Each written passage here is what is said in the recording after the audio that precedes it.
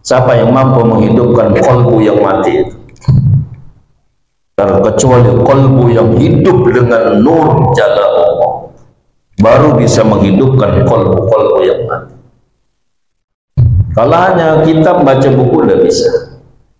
Nah ini maka untung Bapak Ibu, orang yang telah bertemu dengan mursyid, artinya dia telah mendapat satu thariqah, jalan khusus menuju Allah melalui bimbingan kekasih Allah, wali Allah.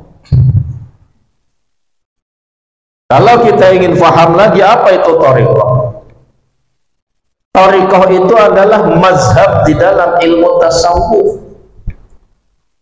Di dalam fikih ada mazhabnya, di dalam tauhid ada mazhabnya, di dalam tasawuf pun juga ada mazhab.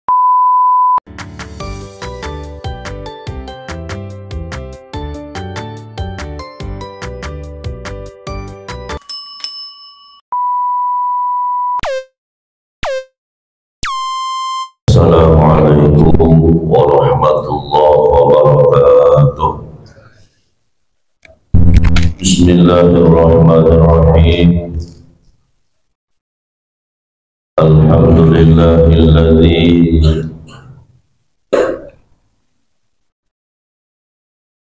an'ama 'alaina bi ni'matil iman wal islam wal ihsan. Asyhadu an la ilaha illallah al-malikul mannan wa asyhadu anna sayyidana wa nabiyyana wa habibana sayyidana Muhammadan abduhu wa rasuluhu wa safiyyuhu wa khaliluhu.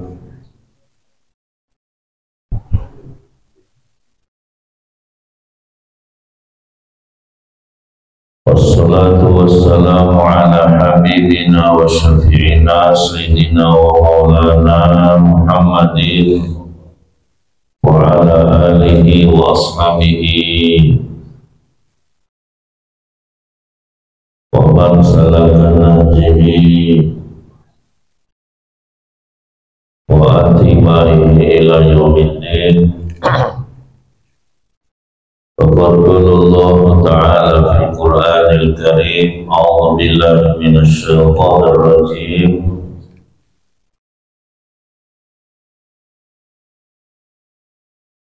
Ya ayyuhalladzina amanu la tulhikum amwalukum wa la auladukum 'an dzikrillah. Wa man yaf'al dzalika fa ulaika humul khasirun. Qala ta'ala aydan istahwada 'alaihim asy-syaitanu fa ansahum dzikrullah. Ulaika hizbus syaitan, ala inna hizbasy syaitani humul khasirun. Wa qala ta'ala aydan faman a'rada 'an dzikri nuqayyid lahu syaitanan fahuwa lahu qarin. Wa qala an-nabiy sallallahu alaihi wasallam ma minkum min ahadin illa wa lahu syaitan. Qalu wa la anta ya Rasulullah, qala wa la ana illa anna Allah tabaraka wa ta'ala qad'ani alaihi fa aslamu aw kama qala an-nabiy sallallahu alaihi wasallam. Ma'asyiral muslimin wal muslimat, ikhwan wal akhawat, bapak-bapak, ibu-ibu, jamaah manaqib Sultan al-Awliya Tajul Asliya Syekh Muhyiddin Abdul Qadir Al-Jilani qaddasallahu sirrah. Ikhwan wal akhawat, Thariqah Qadiriyah wa Naqsyabandiyah, Pondok Pesantren Suryalaya Tasikmalaya, khususnya kita yang hadir dan siapapun yang ada andil dalam terlaksananya mahaki pada malam hari ini, mudah-mudahan semuanya senantiasa di dalam rahmat dan ridha Allah Subhanahu wa Ta'ala. Anak, istri, keluarga kita yang tidak sempat hadir bersama-sama kita, mudah-mudahan pula mereka semua senantiasa di dalam rahmat dan ridha Allah Subhanahu wa Ta'ala. Pertama-tama yang kami muliakan para alim ulama, para tokoh agama, para ustaz, para kiai, para sesepuh, tokoh masyarakat, wabil khusus yang kami hormati Ketua MDPN Pondok Pesantren Suryalaya, perwakilan Kota Palembang, dan seluruh jajaran kepengurusannya. Mudah-mudahan mereka semua senantiasa Allah berikan kekuatan, kemampuan di dalam menjalankan tugas dalam rangka berkhidmat kepada Syekh Mursyid Al-Arif Billah Al-Alimul Allamah Shahibul Barakah Sultanul Awliya di zaman Syekh Ahmad Shahibul Wafatah. Dan yang kami hormati pula Ketua Masjid Al-Ma'arif dan seluruh jajaran kepengurusannya, ikhwan wal akhwat, bapak-bapak, ibu-ibu, jamaah manakib yang dirahmati Allah. Alhamdulillah, pada malam hari ini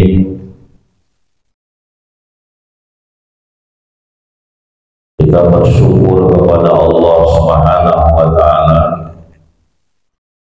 Kita dipilih oleh Allah di antara hamba-hambanya untuk bisa bersama-sama hadir di masjid yang kita cintai ini dengan niat yang sama. Kita hadir semata-mata dalam rangka belajar, mengikuti tuntunan bimbingan daripada kekasih Allah Subhanahu wa Ta'ala, Mursyid Kamil Mukamil Syekh Ahmad Shahibul Wafatahul Arifin.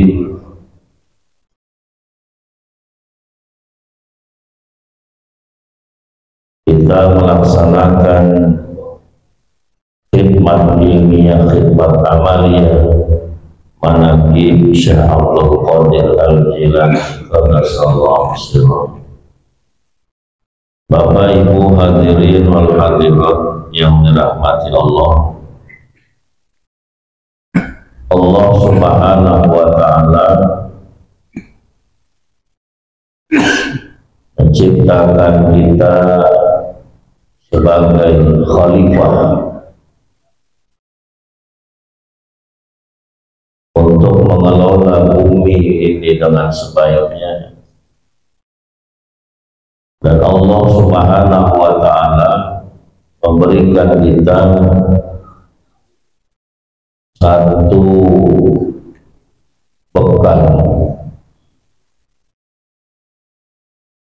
yaitu akal, yang fungsinya adalah al-faruq bainal haqqi wal batil, untuk membedakan antara yang hak dan yang batil. Fungsinya akal ini. Jadi ketika ada satu masalah, kita timbang dengan akal, tetapi tidak semua harus semata-mata hanya berdasarkan akal tanpa ilmu. Jadi awal kita timbang dulu dengan akal. Kata akal baik tidak ini, benar tidak ini. ketika akal sudah tidak mampu untuk memberikan satu kesimpulan, maka kita harus cari ilmu pengetahuan. Ini hak apa batil? Karena kalau hanya menggunakan akal saja tanpa dilandasi ilmu pengetahuan yang hak, pasti akan tersesat jalan. Karena kata ulama, man i'tasamma bi aqlihi dhalla, siapa hanya yang berpegang kepada akalnya, dia akan tersesat jalan. Maka thariqah adalah salah satu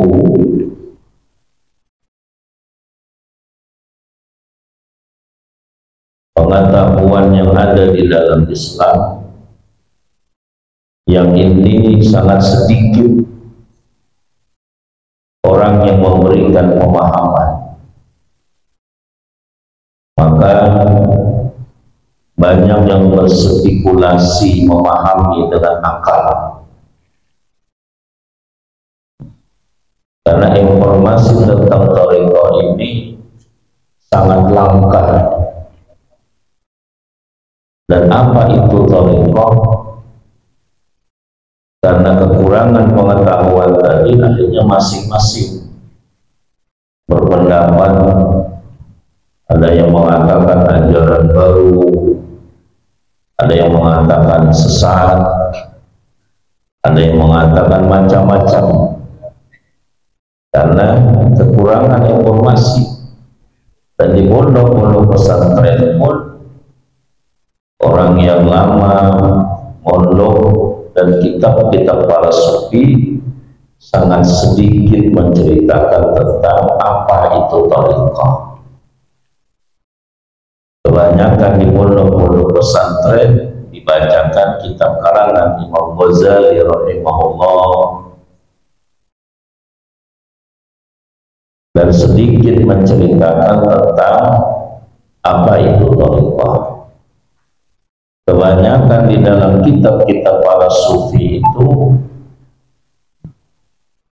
di dalam panjang lebar pembahasan mereka dari awal tentang perjalanan kesufian, itu menceritakan di akhir daripada kajian mereka menyuruh untuk mencari seorang syekh yang mursyid.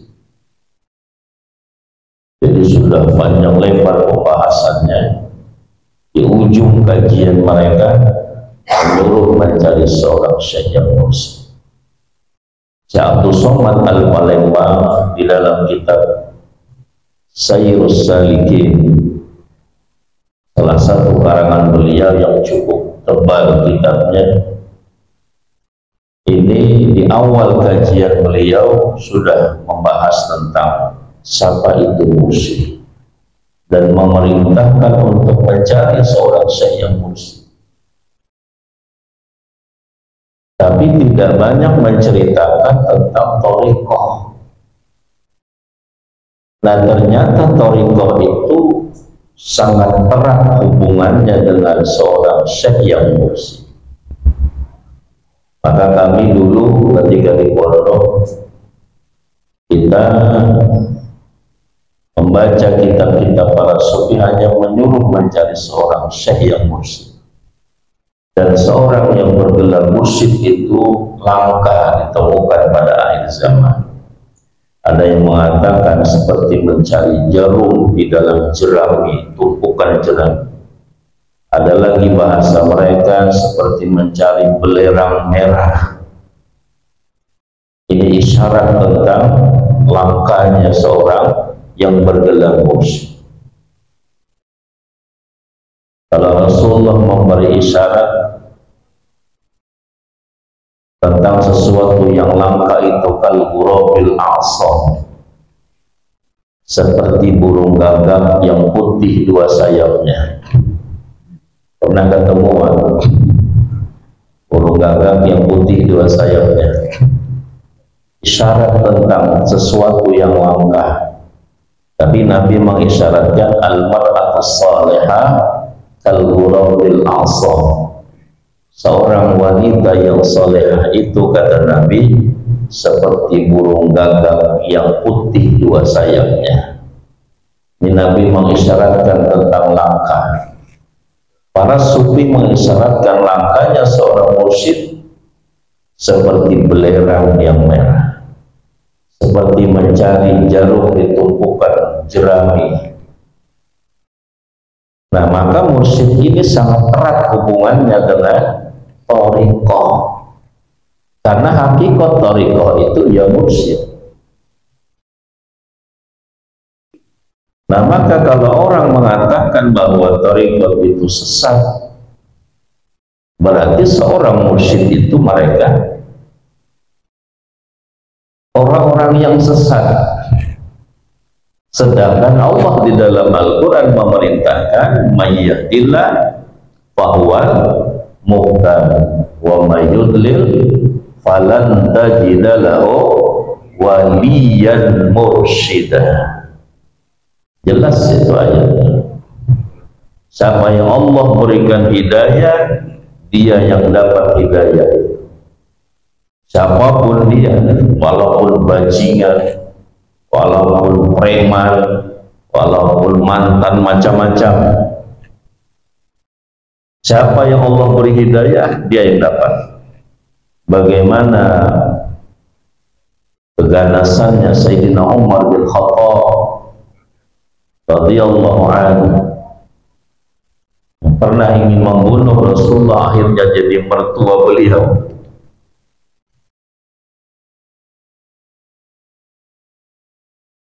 Dia mendapat hidayah Allah.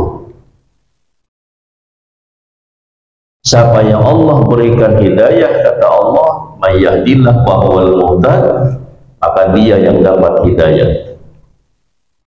Wa mayyudlil falan tajida lahu waliyan mursyida. Siapa yang Allah sesatkan dari jalannya, maka sampai mati dia tidak pernah berjumpa dengan seorang wali yang bergelar mursyid. Maka syekh mursyid adalah guru thariqah, karena thariqah erat hubungannya dengan seorang yang mursyid. Karena hakikat thariqah itu ya mursyid, syekhnya itu.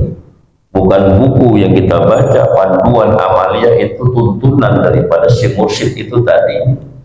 Dalam rangka murid ini sami'na wa ata'na kepada syekhnya apa tidak. Beliau perintahkan dalam tuntunannya, sholat ini dibaca, tata tertibnya seperti ini, seminggu sekali baca ini, tata tertibnya seperti ini. Itu namanya tarbiyah syekh. Tuntunan bimbingan seorang syekh itu kepada para murid. Maka hakikat thariqah bukan kitabnya itu. Hakikat thariqah itu ya syekhnya.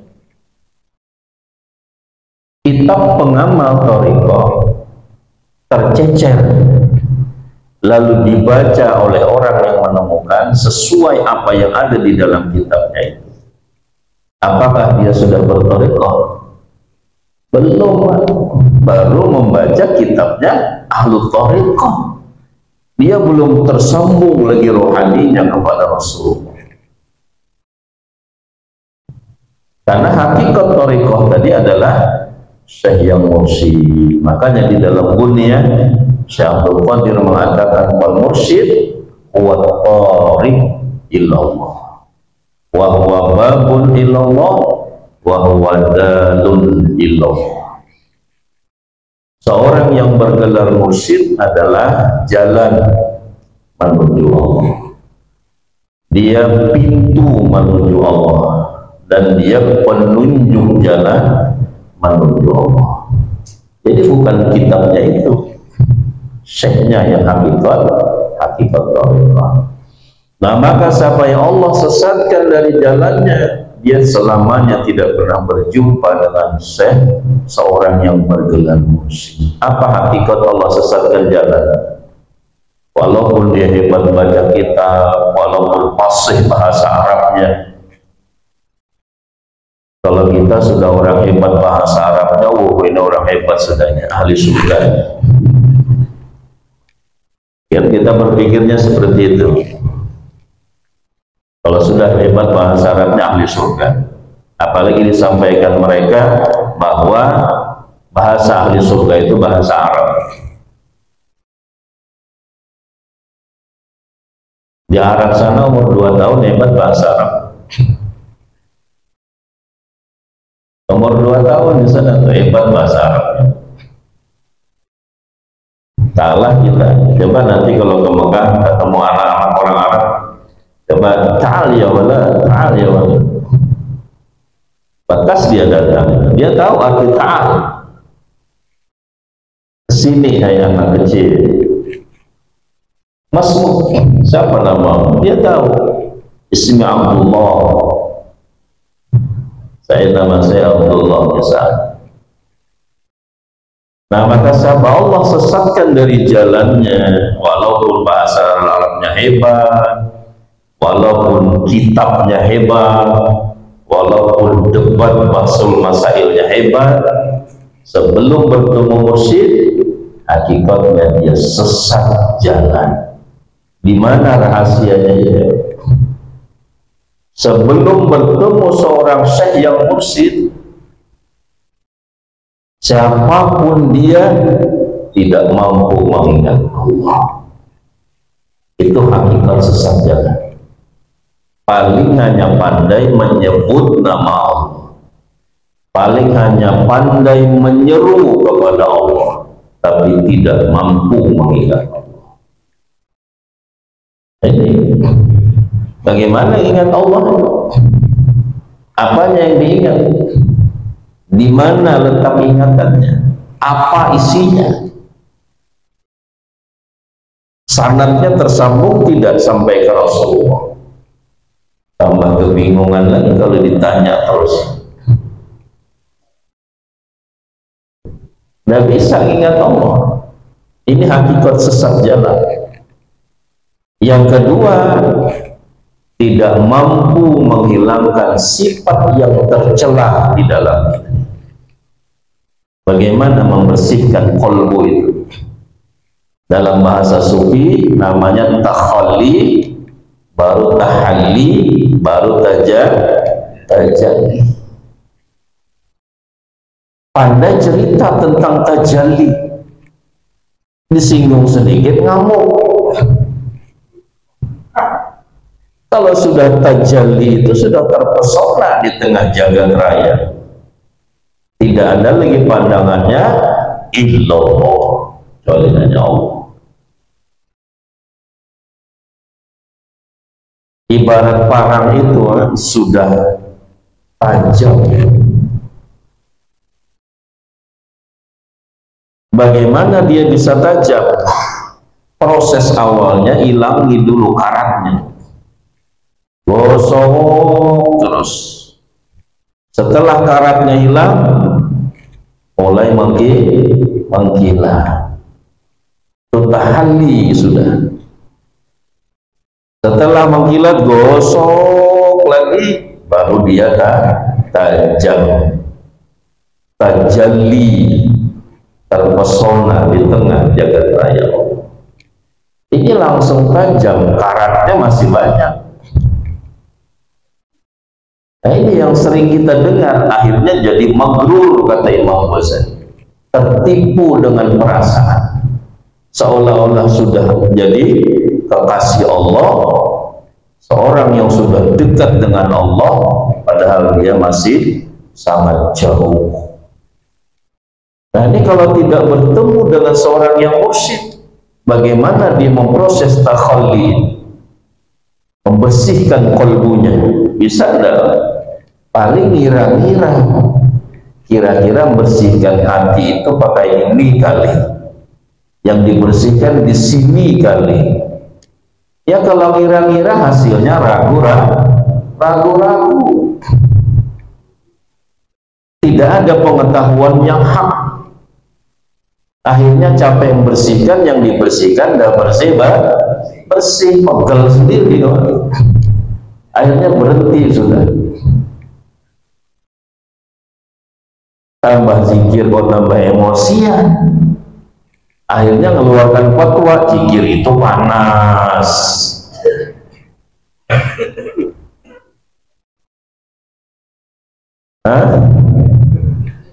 Akhirnya mengeluarkan fatwa zikir itu panas, kok tambah zikir tambah emosian, ya pegel kan ya. Karena dalil yang dibaca indah ketika kamu mengingat Allah menjadi tenang, tentram qalbu.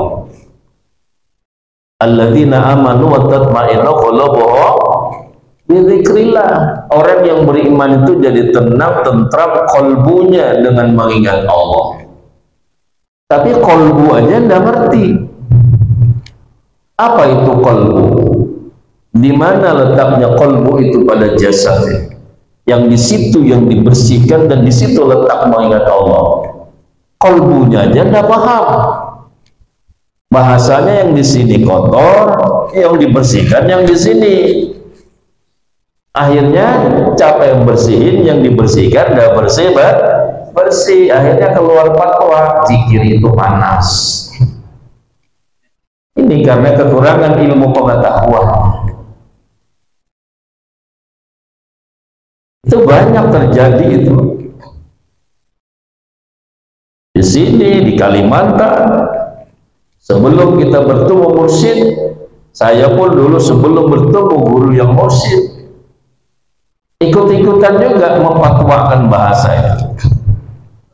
Karena pegel sudah berzikir, ternyata bukan jadi tenang, malahan mudah marah. Ya akhirnya keluar fatwa tadi panas itu. Nah ini Bapak Ibu yang dirahmati Allah. Jadi itulah hakikatnya sesat jalan tadi. Biar dia hebat, apalagi kita ahli kitab enggak, semuanya tidak, tambah sesat lagi.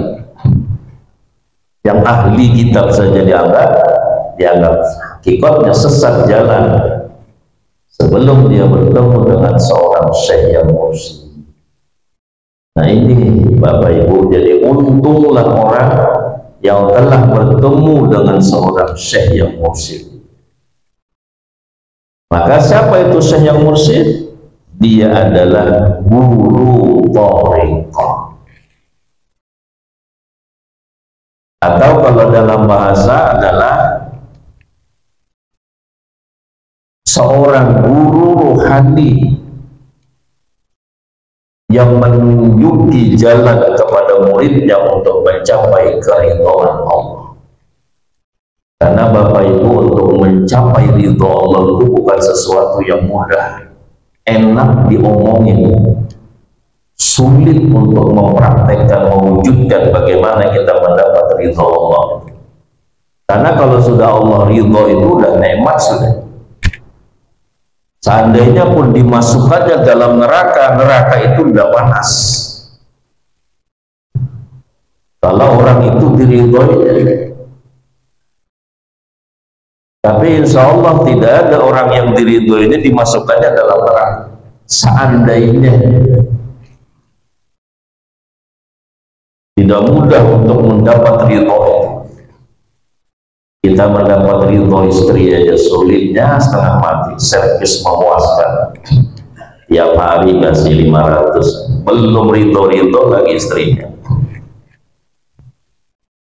Kemarin mana itu saya dengar ada amplop yang lain itu, masih cemberut lagi istrinya, belum ridho.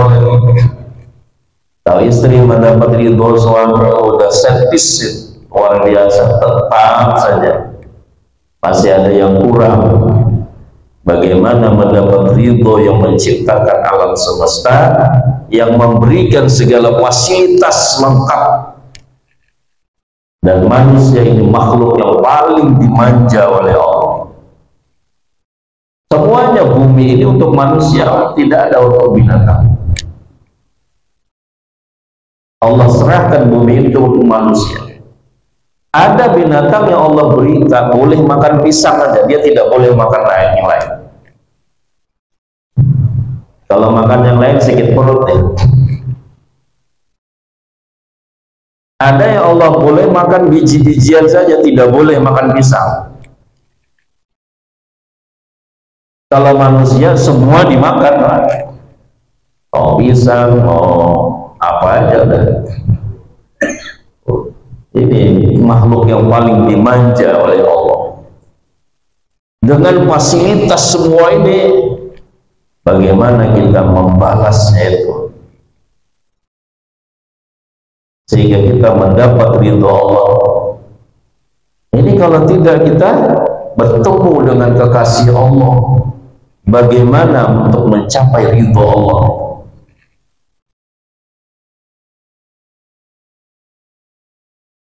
Ilahi anta maksudi wa ridhoka matlubi. Kita kejar ridho itu. Ridhomu ya Allah yang saya cari, yang saya kejar, yang saya tuntut.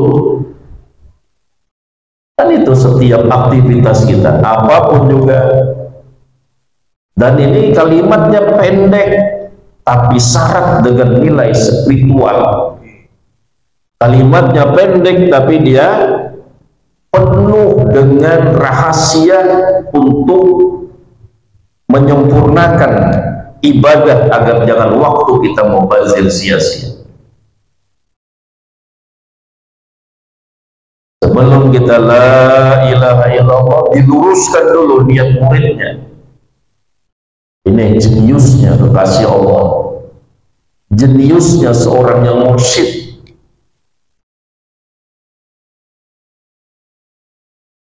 Jadi ketika dia mengucapkan kalimat yang paling agung di bumi itu, sultanul dzikir, kalimat thayyibah, kalimat iman, samanul jannah, diluruskan dulu niat muridnya. Ilahi anta maksudi, ya Allah, saya mengucapkan kalimat yang agung, nabi isbat la ilaha illallah, tujuan saya hanya engkau yang saya maksud, waridhoka matlubi, ridhomu yang saya cari. Bukan supaya sakti bisa menghilang, bisa terbang, dagangan laris, orang segan, orang takut, kebal sakti. Tidak ada tujuan itu, murni hanya mengharap ridho Allah. Akhirnya si muridnya tadi ketika mengamalkan, duduknya setengah jam, 1 jam, waktunya tidak mubazir, karena mencari ridho Allah. Kalau kita tanpa dilandasi dengan itu, misalnya ini wiridkan supaya kamu nanti orang segan, ini baca supaya nanti dagangan laris. Dia suka nafsu mewiridkan, biar 40 hari 40 malam sanggup. Karena 40 hari ke depan dia akan sukses. Tapi tujuannya semua itu bukan Allah, tujuannya dunia. Kalau tujuannya dunia, itu tujuan yang hina. Karena dunia ini hakikatnya hina. Ad-dunya jibatun talabuha kilabun, kata para sahabat. Nah, ini seorang jenius mursyid itu. Dulu kita la ilaha illallah juga, tahlilan la ilaha illallah, tapi diluruskan enggak niat kita? Tidak ada, paling didalili sebelum mengucap kalimat itu, padahal dia sudah mau mengucap, didalilin dulu oleh orang yang mimpin. Abdullah dzikri fa'alam annahu la ilaha illallah, enggak usah didalilin pun dia sudah mau zikir. Biasanya kalau mau tahlilan apa yang mimpin? Kata yang mimpin Abdullah dzikri fa'alam annahu la ilaha illallah. Orang yang sudah mau zikir didalilin lagi, nggak usah didalilin, dia sudah mau zikir, sudah niatnya yang benar diluruskan. Ini niatnya zikir ini untuk apa? Oh, semata-mata mengharapkan ridho Allah. Ini istimewanya orang bertemu dengan mursyid. Banyak lagi kelebihan. Ibadah kita berkualitas, tinggi nilainya. Ini istimewanya. Dan amalan yang diamalkan itu jadi ibadah takhalli, jadi ibadah pembersih. Karena dituntun oleh kekasih Allah yang memproses rohani muridnya agar bersih. Dan memang yang selamat nanti ketika matinya hanya yang hatinya bersih, qalbun salim. Wattaqu yawma la tanfa'u malun wala banun illa man atallaha biqalbin salim, kata Allah. Ini warning dari Allah. Cuma kita tidak memperdulikan peringatannya. Takutlah kalian semua, satu saat nanti tidak ada gunanya harta kalian. Kita bangga punya rumah besar, mobil mewah, kebun sawit banyak, toko berbaris, seolah-olah sudah tidak ada lagi yang akan membahayakan saya dengan harta yang saya miliki. Kata Allah, takutlah kalian, satu saat nanti itu tidak ada gunanya. Kapan? Ketika kita sakratul maut, tidak ada gunanya lagi itu. Sanggup enggak mobilnya nolong dia lagi? Sanggup enggak kebun sawitnya nolong dia lagi? Sudah sekarang ruh tinggal di tenggorokannya. Takutlah, kata Allah, satu saat nanti tidak ada gunanya harta, pangkat, jabatan, semuanya. Wala banun, tidak ada gunanya lagi. Ada masanya, kata Allah, tidak ada gunanya anak-anak kalian. Hari ini kalau kita tidak kuat berdiri, dia bisa ngangkat kita. Kita tidak bisa ke WC, dia masih bisa gendong kita. Tapi ketika kita sekarat, apa yang bisa diperbuat anak kita kepada kita? Sebagaimana dulu kita tidak mampu berbuat apa-apa untuk ayah kita. Sebagaimana dulu kita tidak mampu berbuat apa-apa untuk ibu kita. Seperti itu nanti anak-anak kita. Wala banun. Takutlah kalian, satu saat nanti tidak ada gunanya lagi anak-anak kalian.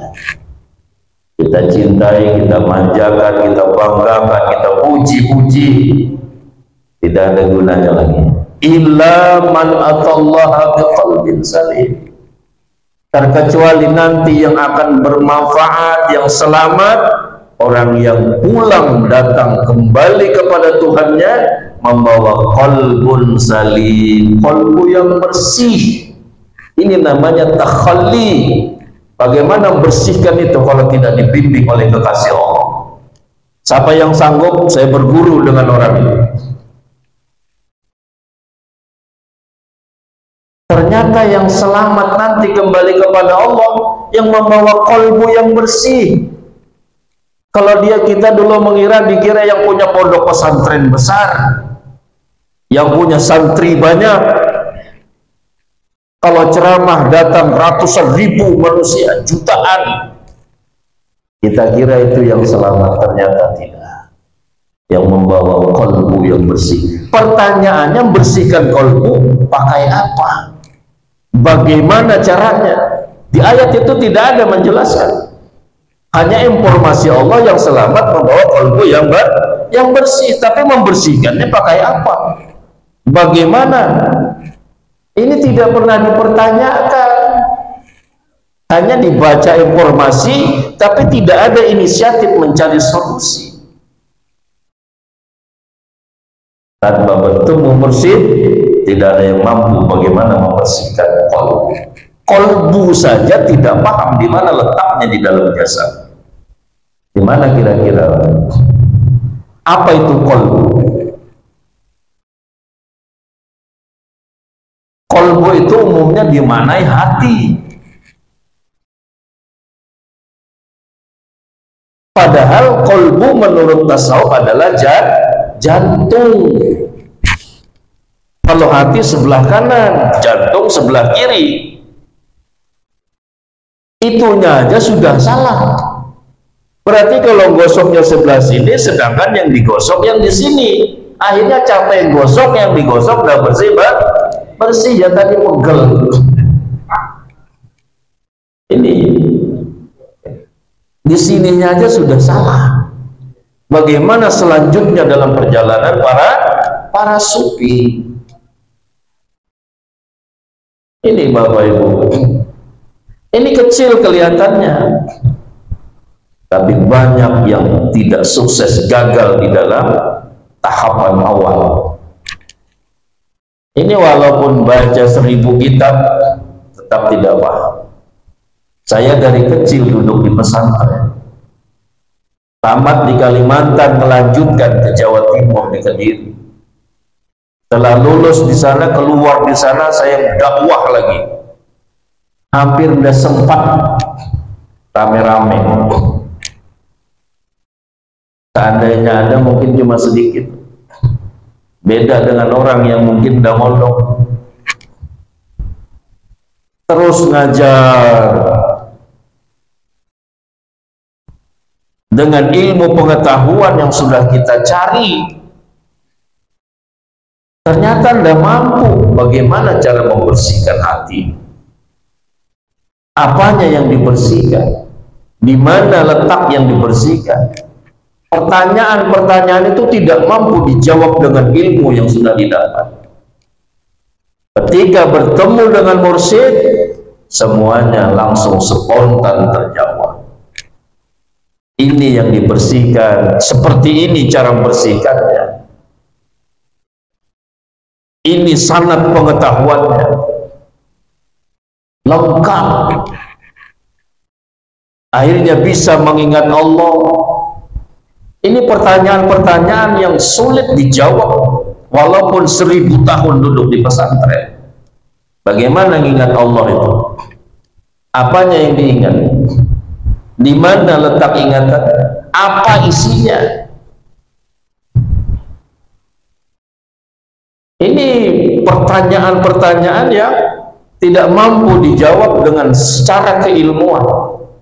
Sebelum bertemu dengan orang yang sudah qalbunya full Allah, baru semua bisa terjawab.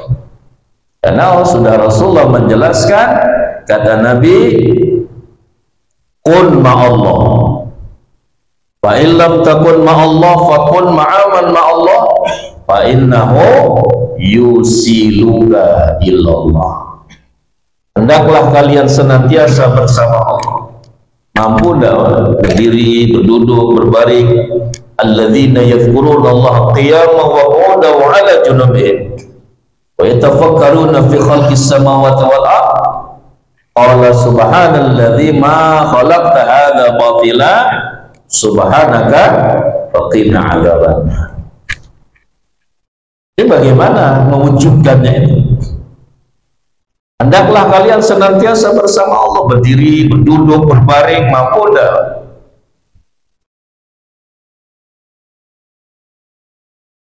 Jangankan di luar sholat, dalam sholat aja ruhnya muzabzabina bainas samai wal ardh.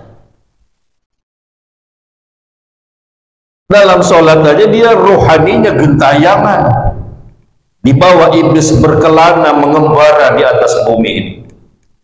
Lari ke anak, istrinya, pekerjaannya, masalah. Mulai takbir yang diingatnya hanya anak istrinya sampai salam. Dari takbir sampai salam yang diingatnya hanya pekerjaan. Dibawa iblis mengembara, berkelana, tubuhnya di masjid, orangnya sudah di pasar.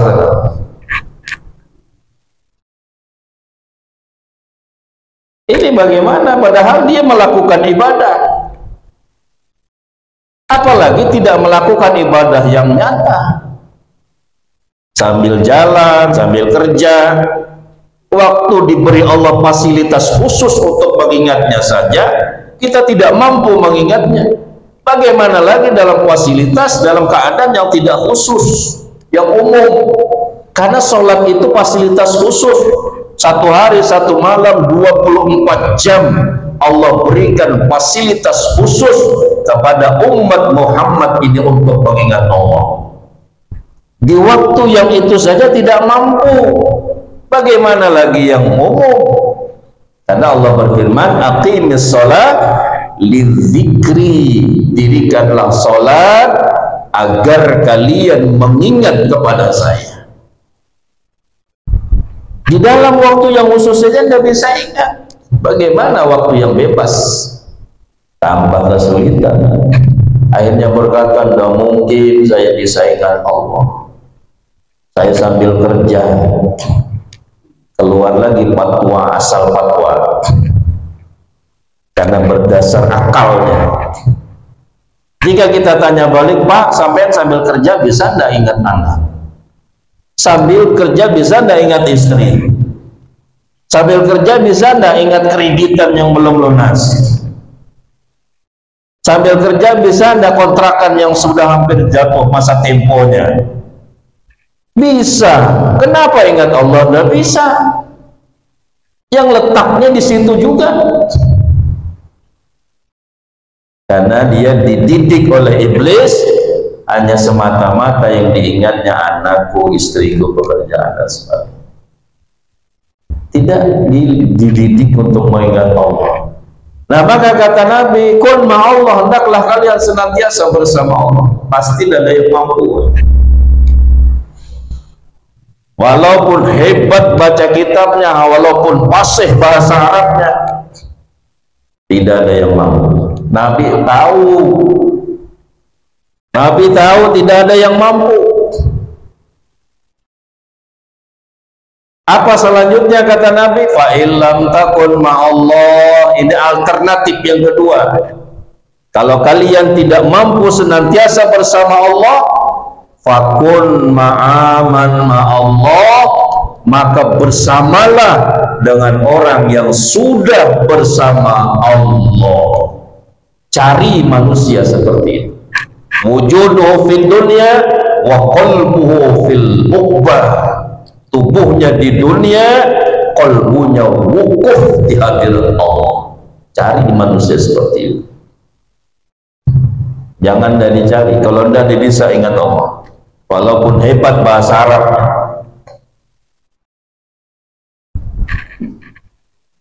Kalau kamu bertemu dengan orang itu, kata Nabi, peganglah dia, dia akan membawa kamu kepada Allah.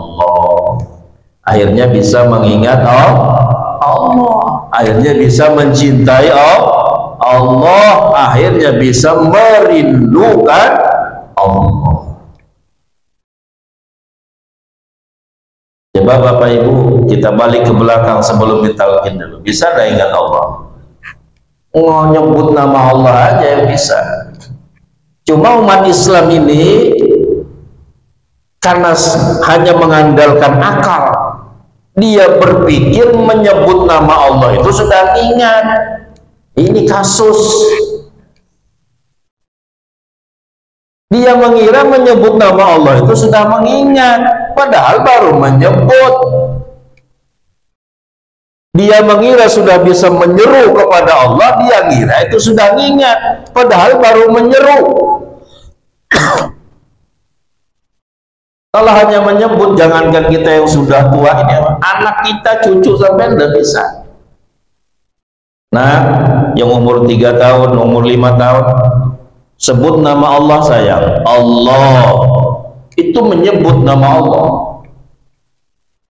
Kalau nyebut, jangankan kita yang tua, anak kita yang kecil pun bisa. Kalau kamu ada masalah, menyeru kepada Allah sayang. Pas sakit perut, ya Allah, ya Allah, ya Allah. Itu namanya menyeru.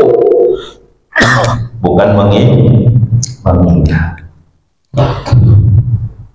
Nah ini. Maka mengingat bukan di lisan. Nah, ini salah memaham.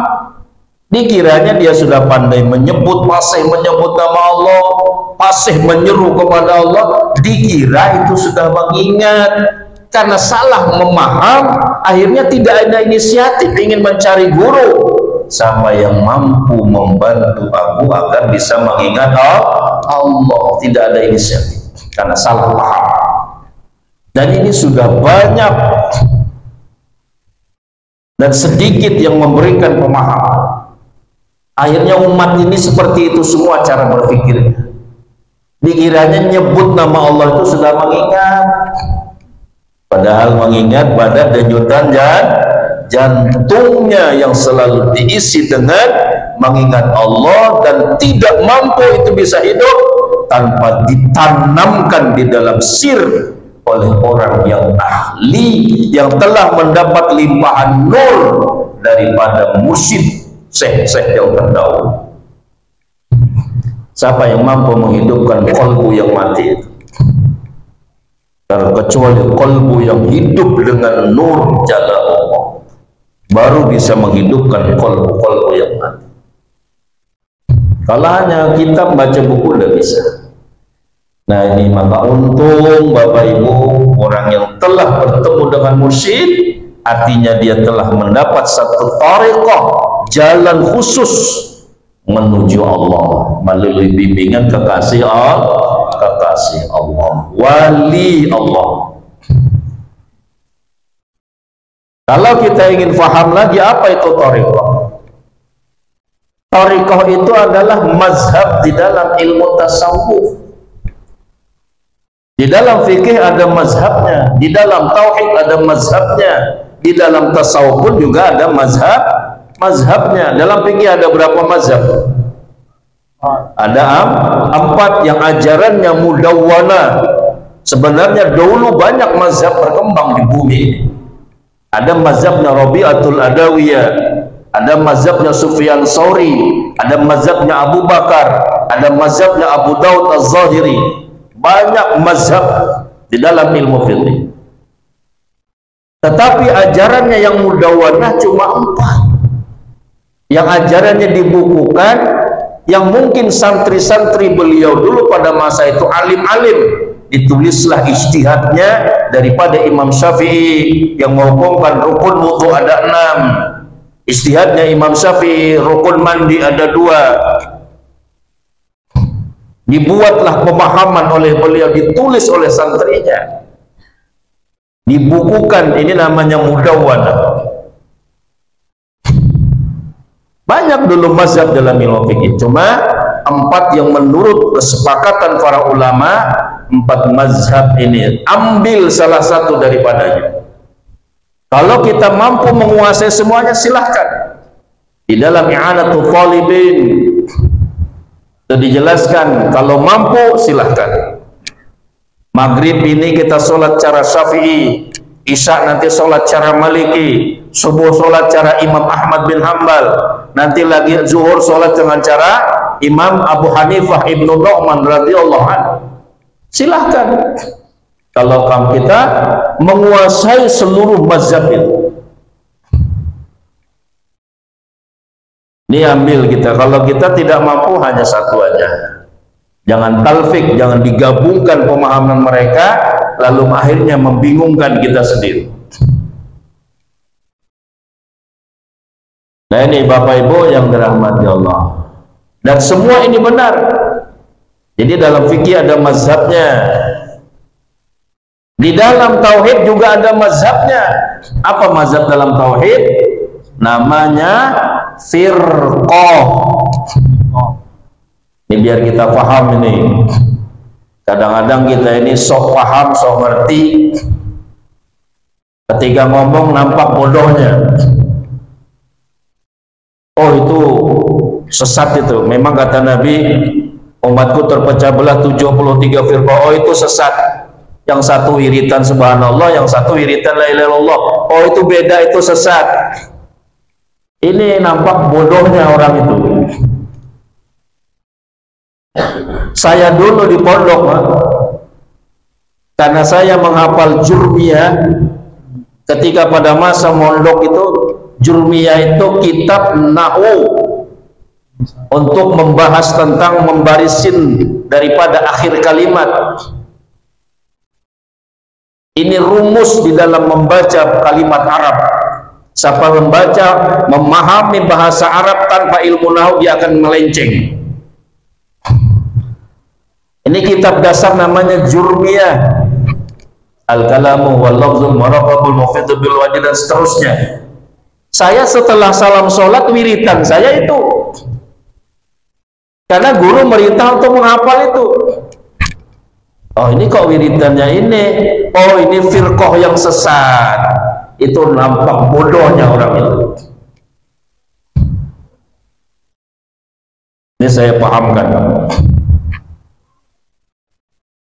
Umatku terpecah belah menjadi 73 firqah. Firqah itu mazhab di dalam tauhid, bukan beda wiritan. Orang hafal Quran wiritannya apa? Silakan dengar orang hafal Quran. Wiritannya langsung membaca Al-Quran itu. Karena kalau dia nggak ngulangin bacaan Al-Quran itu, hilang nanti hafalannya. Apa katakan sesat? Oh ini beda wiritannya. Yang ini wiritan ini kok pakai wiritan ini. Oh ini firqah yang sesat. Itu nampak bodohnya orang itu, karena kekurangan ilmu. Jadi firqah itu mazhab di dalam ilmu tauhid. Ada 73 fahaman tentang tauhid. Ada namanya firqah, pahaman di dalam ilmu tauhid, pahamannya Mu'tazilah. Ada pahaman di dalam ilmu tauhid namanya pahaman Khawarij. Ada namanya firqah Syiah, ada Rafidhah, ada Mujassimah, ada Mulahid. Itu fahaman di dalam ilmu tauhid. Siapa yang memaham seperti mereka, maka mulahidlah dia. Siapa memaham seperti mereka, mujassimahlah dia. Siapa mujassimah itu? Orang yang memaham tentang ketuhanan, yang mengatakan bahwa Allah itu bertempat. Itu i'tiqadnya mujassimah. Dimanapun tempat itu, baik tempat itu di dalam hati, baik tempatnya itu di otaknya, baik tempat itu di atas langit, baik tempat itu namanya aras, baik tempat itu namanya kursi, itu namanya i'tiqadnya mujassimah. Ada lagi i'tiqad, keyakinan orang Mu'tazilah. Dia meyakini tidak adanya azab kubur. Mu'tazilah meyakini setiap ikhtiar wajib berhasil. Siapa yang meyakini seperti itu, maka Mu'tazilah lah dia, maka termasuk di dalam firqah mufsidah, mazhab yang sesat di dalam ilmu tauhid.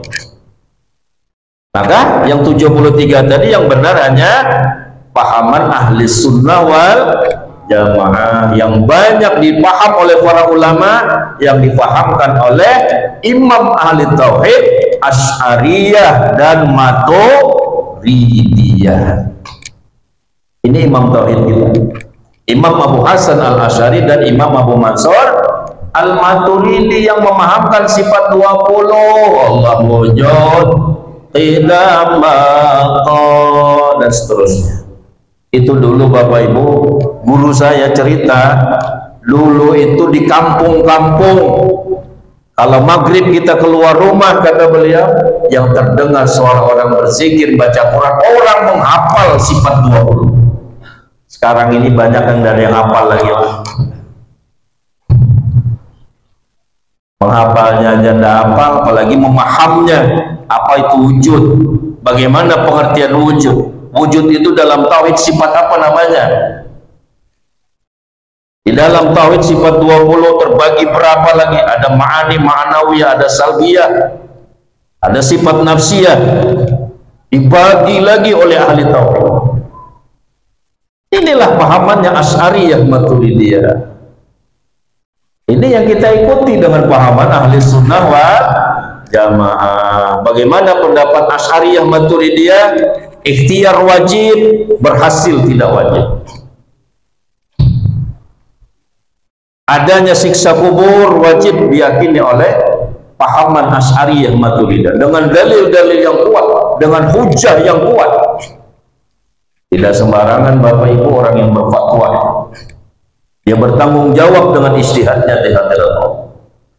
Nah, ini namanya mazhab di dalam ilmu tauhid, namanya firqah. Umatku terpecah belah menjadi 73 firqah mazhab dalam tauhid. Dalam tasawuf ada lagi mazhabnya. Mazhab dalam tasawuf lebih banyak lagi. Dulu berkembang mazhab dalam tasawuf lebih 300 di bumi. Di Indonesia diseleksi oleh ulama Indonesia, maka boleh berkembang diamalkan oleh umat Islam di Indonesia. Saat ini ada 46 mazhab dalam ilmu tasawuf, namanya thariqat mazhab di dalam ilmu tasawuf. Kalau fikih pakai mazhab, tauhid pakai mazhab, kenapa kita tidak mencari mazhab di dalam thariqat dalam tasawuf? Namanya thariqat. Silahkan mau Naqsabandiyah, mau Samaniyah, Qadiriyah Naqsabandiyah, Junaidiyah, Asy'ariyah. Mau thariqat banyak, ada 46.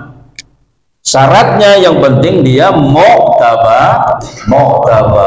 Apa itu mu'tabar?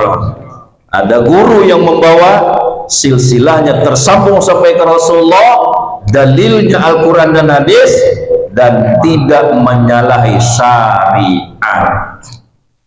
Nanti kalau ada thariqah ngaku yang penting zikir, sholat enggak apa-apa, Anda sholat, nah ini jangan diikuti ya. Ini nyalahi syariat. Yang penting kita ingat Allah, kalau udah sholat enggak apa-apa. Wah, ini sudah. Atau juga semua wajib sholat, puasa wajib, cuma naik haji jangan ke Mekah, naik hajinya di puncak gunung sana. Nah, ini sudah nyalahi syariat. Nah, ini Bapak Ibu, jadi jangan tidak bermazhab. Fikih bermazhab, tauhid bermazhab, tasawuf juga ada mazhabnya, namanya thariqah. Jadi itulah, karena kekurangan ilmu akhirnya macam-macam spekulasi memahami tentang thariqah. Ini kita sampaikan biar menjadi hikmah bagi umat masyarakat agar jangan berkelanjutan kesalahannya sampai pada anak cucunya. Kalau tidak diluruskan, anak cucunya dan siapa yang pertama mengeluarkan fatwa mengatakan thariqah sesat, dia terus mendapat azab di hadirat Allah. Sebelum diluruskan itu, dari kakeknya mengatakan sesat diikuti oleh anaknya, bapaknya lagi cucunya terus mengatakan sesat.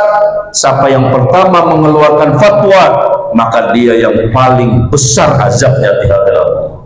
Di dalam Minahus Saniyah, Syekh Abu Wahab Asy'arani rahimahullah, beliau mengatakan, siapa mengatakan thariqat sufi itu sesat, sungguh dia telah kafir dengan Muhammad, kata beliau. Nauzubillah, matinya tidak mampu dia mengucap la ilaha illallah. Sudah banyak saya buktikan itu. Matinya dicekik seperti dicekik. Tidak mampu dia mengingat Allah, tidak mampu menyebut nama Allah, karena dia mengkafirkan kekasih Allah. Karena ini thariqah, ini mursyid, itulah kekasih Allah, dialah hakikatnya thariqah. Itu saja yang dapat disampaikan. Mudah-mudahan ada manfaatnya. Mari ikhwan, pegang erat-erat, amalkan sungguh-sungguh.